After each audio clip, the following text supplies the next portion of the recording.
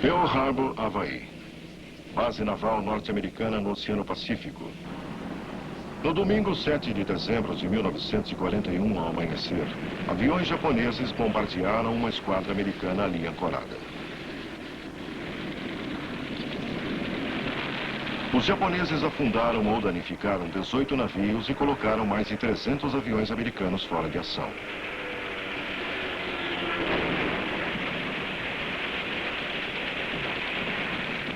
Hoje em dia, parece incrível que algum país isoladamente pudesse atacar os Estados Unidos. Por que então o Japão cometeu esse engano?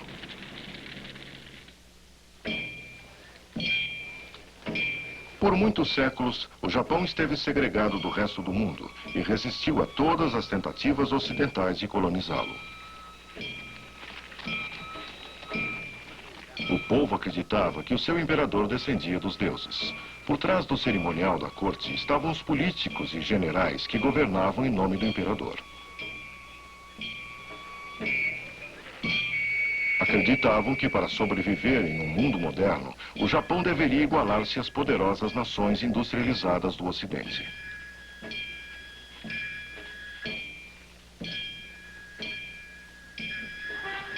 Nos anos 20, o imperador Hirohito esteve à frente de uma nação que progredia rapidamente.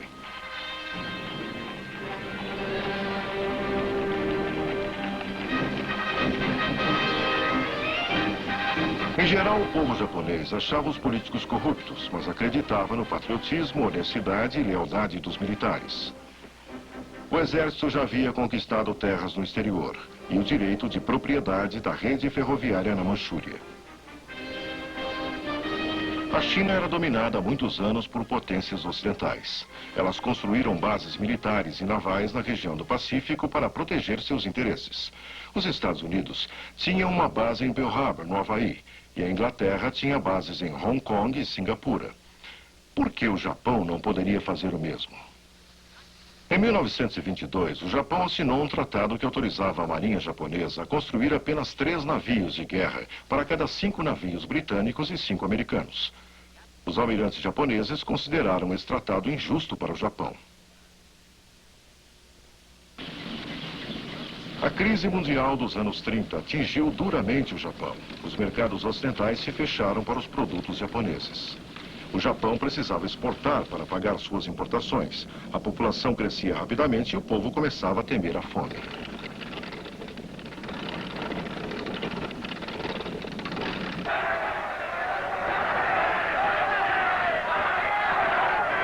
A voz dos militares foi ouvida no Japão.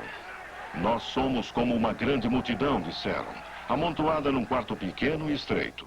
Devemos ser um império na Ásia para absorver a força de trabalho de nosso povo. Os políticos não se importaram, mas o povo ouviu os comandantes do exército. Em setembro de 1931, as forças japonesas invadiram a Manchúria. O Japão disse que os chineses haviam danificado a ferrovia que a ele pertencia. A China e os Estados Unidos protestaram junto ao governo de Tóquio, mas esse não tinha controle sobre o exército.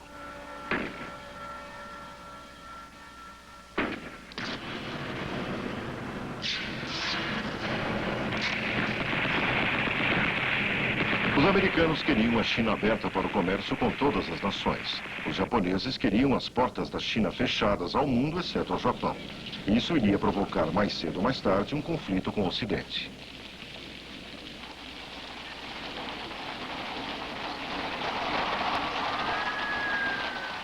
Em março de 1932, a Manchúria já estava em mãos japonesas. Eles já chamaram Manchukuo e designaram o imperador fantoche Henri Puyi, o último descendente da família Manchu. No início, a China pôde fazer muito pouco diante da expansão japonesa, mas apelou para a Liga das Nações, que se limitou a protestar. Em 1936, líderes comunistas e nacionalistas chineses disseram que se uniriam para resistir ao Japão. Por isso, o Japão decidiu invadir a China.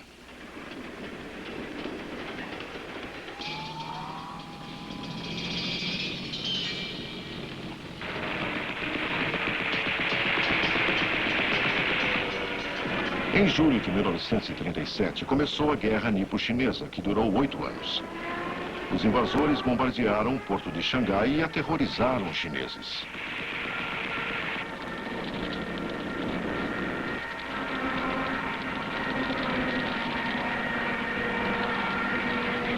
Mas as notícias de sua selvageria nunca chegaram ao Japão. Os japoneses só falavam de esplêndidas vitórias contra hordas e bandidos chineses. Em outubro de 1938, os japoneses dominavam a maior parte do litoral chinês. Os Estados Unidos interromperam seu comércio com o Japão. Mas os generais japoneses reagiram. Poderiam países desocupados como a América do Norte combater um país de gente trabalhadora como o Japão? Os fanáticos pelo jazz e álcool não teriam como vencer os camponeses do Japão. Os Estados Unidos eram a terra dos gangsters, eles diziam. Mas no Japão, a vida de cada soldado pertencia ao imperador.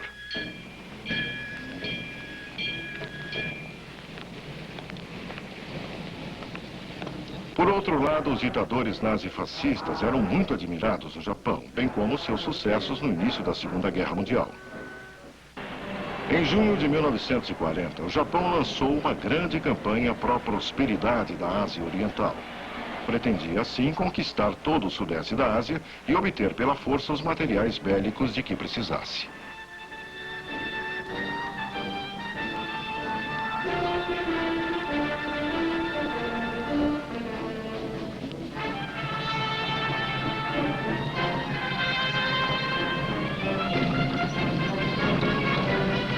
Os líderes japoneses tinham de admitir que agora estavam em rota de colisão com os Estados Unidos.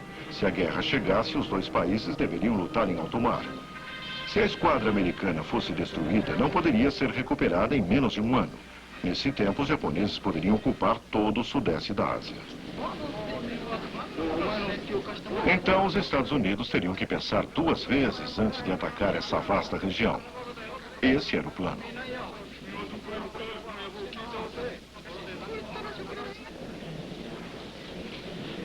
Em outubro de 1941, em Washington, os americanos exigiram que os japoneses se retirassem da Ásia continental. Para reforçar a exigência, os Estados Unidos pararam de fornecer petróleo ao Japão. No Japão, a marinha queria que a guerra começasse logo. Quanto mais a guerra demorasse, mais as reservas de petróleo cairiam. Parecia não haver mais nada a fazer a não ser arriscar um ataque surpresa. A força japonesa de ataque aproximou-se de Pearl Harbor ao amanhecer do dia 7 de dezembro de 1941. Os americanos esperavam um ataque nas Filipinas. Pearl Harbor foi apanhada de surpresa.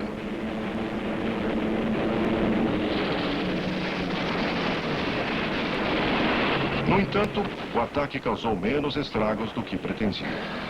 A maioria dos tanques de petróleo, as docas e as oficinas de conserto não foram atingidas.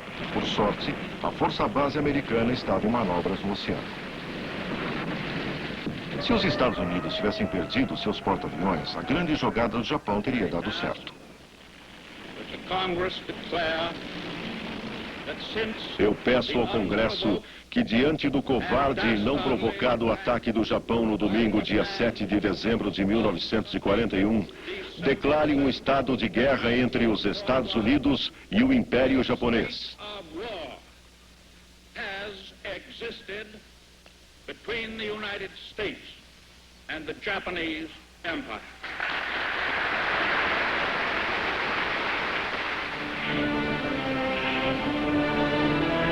Em 15 de fevereiro de 42, Singapura foi ocupada pelos japoneses, o que significou um dos maiores desastres sofridos pelo Império Britânico.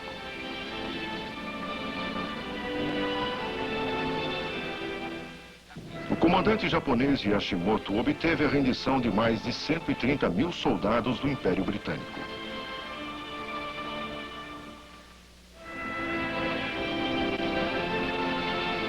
A tomada de Singapura foi um grande golpe no prestígio ocidental. No início de 1942, o Japão conquistou mais e mais países, ilhas e mais ilhas. Todos os povos subjugados odiavam o exército japonês. Mas no sudeste da Ásia, o poder ocidental estava terminado. No verão de 42, os japoneses estavam na Birmânia, perto da fronteira com a Índia.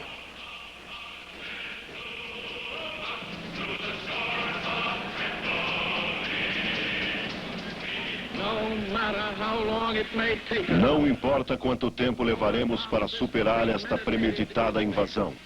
O povo americano, na sua justa conduta, obterá a vitória absoluta. Os japoneses começaram a perceber que haviam provocado um inimigo poderoso.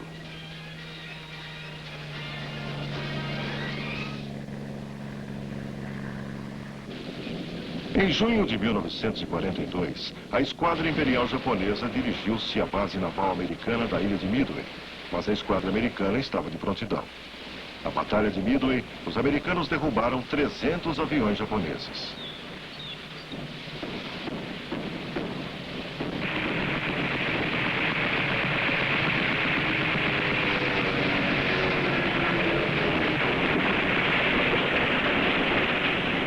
Quatro porta-aviões japoneses foram afundados. Notícias dessa derrota abalaram a confiança do comando japonês.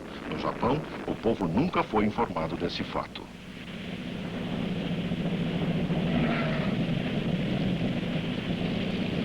Para os Estados Unidos, Midway foi um triunfo. Agora eles estavam na ofensiva. O general Douglas MacArthur, comandante americano no Pacífico, planejou a estratégia. Em Pearl Harbor, ele explicou seus planos ao presidente Roosevelt. Uma esquadra sob o comando do almirante Nimitz atacaria o Pacífico Central. Uma outra, comandada por ele mesmo, iria para o sudeste da Ásia. Seu objetivo era ocupar bases seguras de onde poderia invadir o próprio Japão.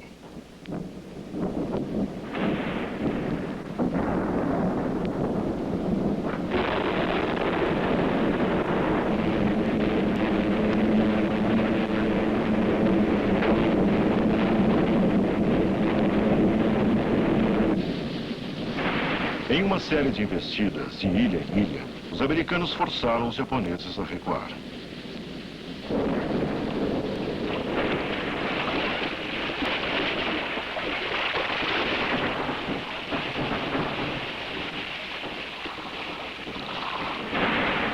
Onde quer que as forças aliadas atacassem, os japoneses contra-atacavam violentamente. Eles eram forçados a recuar, mas estavam dispostos a perder até o último homem.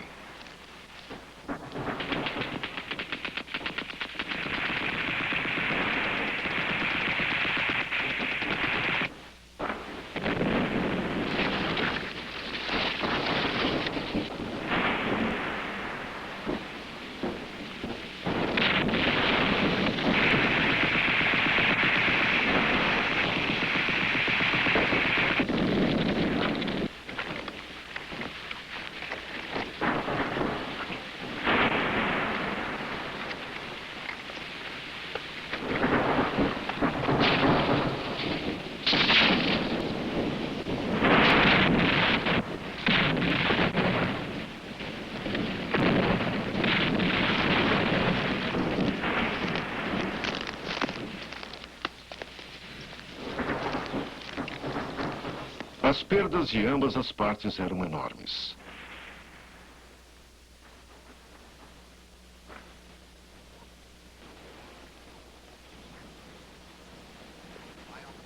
Em outubro de 1944, as forças americanas estavam novamente nas Filipinas.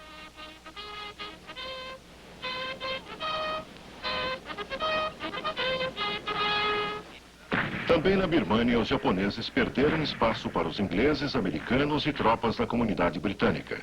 200.000 soldados japoneses morreram. Diante da falta de suprimentos e munição, os japoneses começaram a bater em retirada.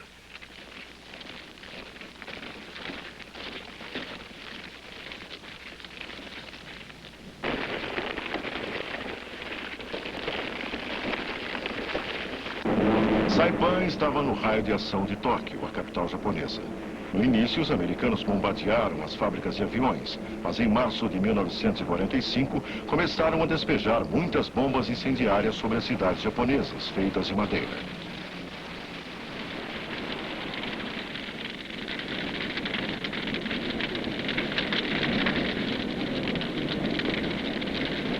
Os bombardeios mutilaram os esforços de guerra dos japoneses. Mulheres tornaram-se mineradoras e crianças fabricavam munições. Mas os suprimentos estavam no fim.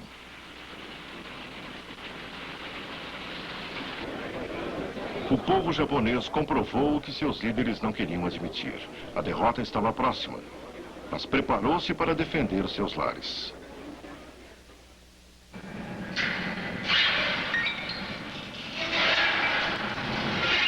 Até mesmo o louco sacrifício dos kamikazes, os pilotos suicidas, era em vão. No dia 1º de abril de 45, os americanos invadiram Okinawa. Mas os Estados Unidos também sofriam pesadas perdas e temiam que uma invasão ao Japão custasse muito ao país. Em julho de 1945, na Conferência de Potsdam, na Alemanha, os líderes aliados emitiram uma declaração ao Japão. Ele deveria render-se ou teria que enfrentar a destruição. Os japoneses não deram resposta. Então, o presidente Truman, sucessor de Roosevelt, autorizou o lançamento da bomba atômica.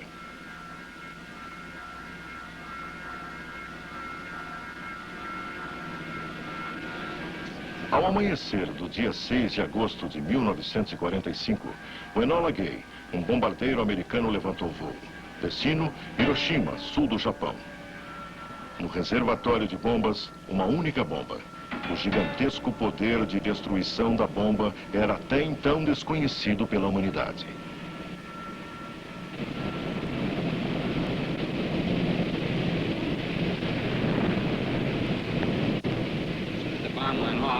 Quando a bomba caiu, todo o interior do avião se iluminou como se uma lâmpada tivesse piscado. Não sabíamos o que a explosão faria quando alcançasse o avião. Finalmente, a explosão chegou. O avião parecia um forno que estava sendo golpeado. Então, nos amontoamos na janela e vimos a cidade completamente coberta de fumaça, com uma enorme nuvem em forma de cogumelo levantando-se. Agora todos associam isso com a bomba atômica. Mas era a primeira vez que víamos algo parecido.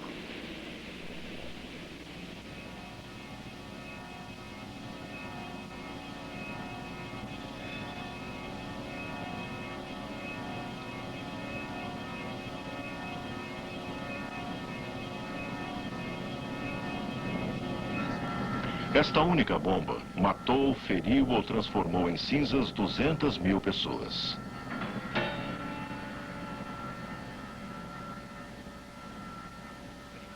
Não foi somente o horror de Hiroshima que forçou o governo japonês a render-se, mas também a notícia de que a Rússia, em acordo com o presidente Truman, havia invadido a Manchúria e a Coreia. Quando 2 dias depois de Hiroshima, os americanos bombardearam Nagasaki, o imperador ordenou a rendição. Mais de 500 oficiais do exército e da marinha cometeram o harakiri, o ritual do suicídio. A rendição oficial dos japoneses ocorreu a bordo do Missouri, um navio de guerra americano, no dia 2 de setembro de 1945.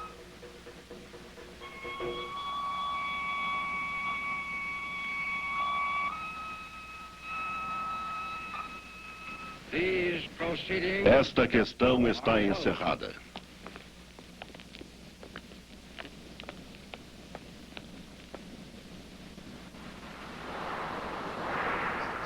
Desde 1945, o Japão se tornou um forte aliado dos Estados Unidos. O trabalho e esforço do povo japonês na reconstrução do país transformou-o numa potência mundial.